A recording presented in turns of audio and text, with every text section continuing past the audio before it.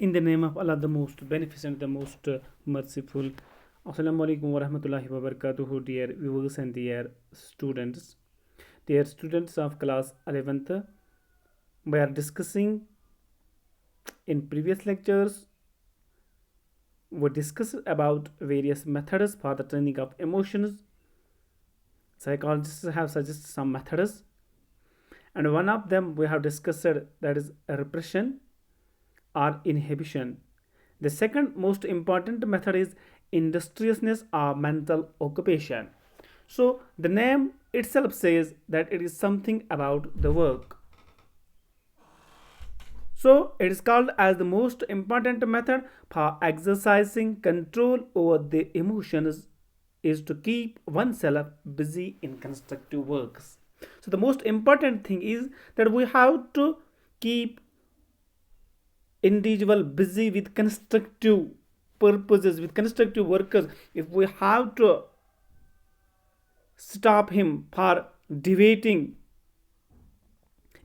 to bad ways, अगर हमने उसको गलत राह पे जाने से बचाना है तो हमने उसको कंस्ट्रक्टिव पर्पजफुल जो वर्क्स हैं वही उसको देने हैं, ताकि उसका दिमाग भी ठीक रहे, वो फिज़िकली भी ठीक रहे. हमने वो काम देने हैं जो उसके फिज़िकली भी ठीक हो, मेंटल के लिए भी ठीक हो, तो वो काम उसको देने हैं. तभी कहा गया है कि कंस्ट्रक्टिव वर्क्स जो उसके पढ़ाई के लिए भी कार आमद मफीद हो और उसके सेहत के लिए भी मफीद हो. ये it is well said that empty mind is devil's workshop. जो खाली दिमाग होता है, बेकार दिमाग होता है, वो शैतान का घर होता है. तो फिर शैतान जिस तरफ उसको चाहे, जिधर चाहे उधर ले जाता है. लेकिन अगर इंसान किसी काम में, आपने ये एक्सपीरियंस की होगी, आपने ये चीज़ें देखी होगी, जो बच्चा काम में मसरूफ़ रहता है,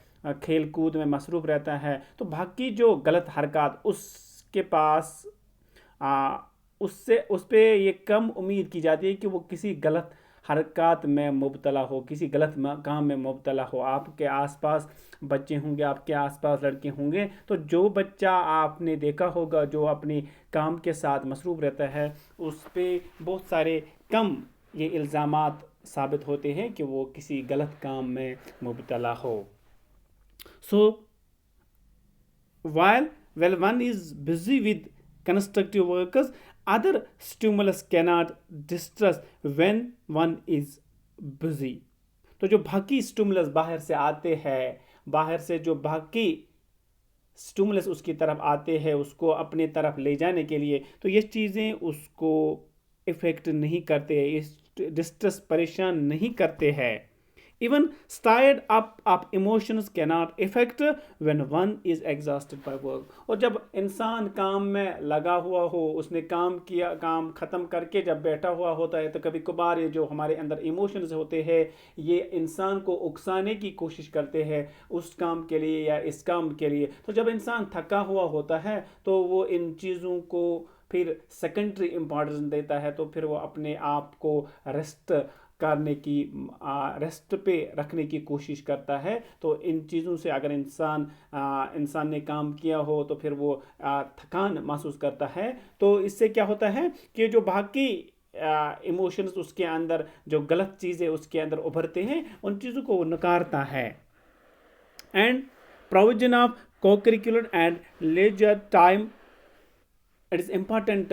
हमने प्रोविजन ऑफ को करिकुलर एक्टिविटीज़ रखना है, या जो लेजर टाइम है, बेकार वक्त है, इसको भी इस्तेमाल करना है. इस वक्त में हमने उनको कोई काम रखना है, या जो को करिकुलर एक्टिविटी हम ये कहते हैं कि भाई जी इसने पढ़ाई ख़त्म की, अब इसको छोड़िए, जिधर जाएगा उधर जाएगा, लेकिन उसके बाद उसको खेल कूद में बिज़ी रखो, ताकि जो बाहर जो उसको स्टिमुलस आएंगे उनको वो क्या करे, उनको वो ना कहे. और when one is busy, اگر انسان بزی ہو, اگر بچہ بزی ہو, تب جا کے وہ کسی کو کہتا ہے, کوئی بولتا ہے اس کو چلو آج میرے ساتھ وہاں جانا ہے, وہ بولتا نہیں نہیں جی مجھے اس ٹائم کھیلنا ہے, مجھے اس ٹائم کھیلنا ہے, مجھے اس ٹائم پڑھنا ہے, مجھے اس ٹائم وہ کام کرنا ہے, میں نہیں آ سکتا ہوں. تو یہ چیزیں ان کا پروویژن جب ہو, یہ چیزیں جب ہم نے پلانڈ میں رکھی ہوئی ہو, تو یہ چیزیں پھر اس سے کیا ایک اچھا ماحول ثابت ہوگا, اور ہماری جو سوسائٹی ہوگی, جو ایولز پھر ہم سوسائٹی میں دیکھتے ہیں, تو ان چیزوں سے ہماری سوسائٹی پاک ہو سکتی ہے. So this was all about the second method for the turning up emotions. Thank you very much.